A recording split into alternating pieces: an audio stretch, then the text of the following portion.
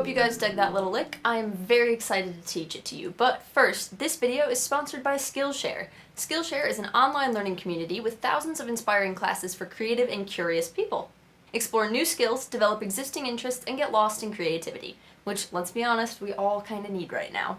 Their drawing, writing, and journaling classes can be a great way to help manage stress, practice mindfulness, and feel connected to one another. Skillshare offers membership with meaning. Connect with the support of fellow creatives and enter a community of encouragement, communication, and inspiration. So whether you're looking to fend off boredom, focus on self-care through creativity, or join a similarly creative-minded community, Skillshare is the place to keep you learning. The first class that I took on Skillshare was called Simple Productivity: How to Accomplish More with Less by Greg McKeown, which I would highly recommend to you guys, especially, we're creatives, there's a lot of ADHD, I don't know about you, but me personally, I really struggle with prioritizing things, so I figured that'd be a great place to start.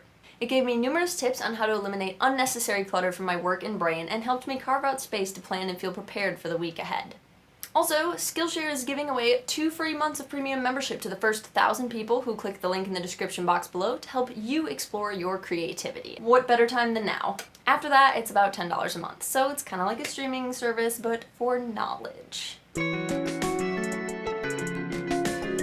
First thing that I should mention is that my guitar is in a half step down tuning, so if you're just going to try this in regular tuning, move everything up 1 fret. I like this lick because it incorporates kind of a weird plucking pattern that's like odd metered with weird tapping patterns, and it's harder than it looks. So to start out, we're going to have your ring finger on the 10th fret of the high E, then you're going to have your first finger on the 8th fret of the B string, and then we're going to have your middle finger on the 10th fret of the G string.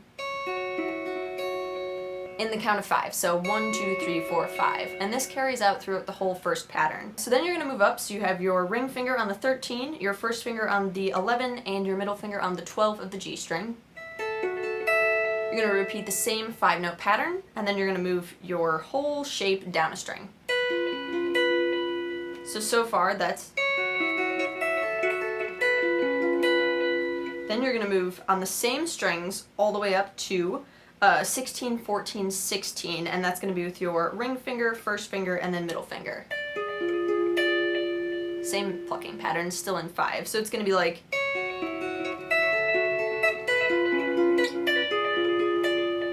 And then that repeats for the first part of the pattern. Then when you move into the tapping, it switches between 2 different parts. So for the tapping, you're going to have your first finger on the D string, 5th fret. You're going to have your middle finger on the 7th fret of the G string. Those are what you're going to hit simultaneously. Then you're going to reach your middle finger on your left hand down to hit the 6 on the low E. This is kind of weird at first, so if it takes you a while, don't feel bad. Then you're going to move up to here, and you're going to switch your hand position so that you have your middle finger on your left hand on the 8 of the D string, and then the 10 of the G string with your other middle finger. Which frees up your first finger to hit the 8 on the low E.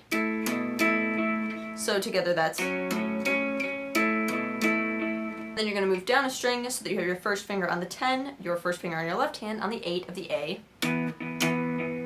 And then you're going to slide down, hit the 3, and then do this with the 3. So all together, slowed down, that sounds like this.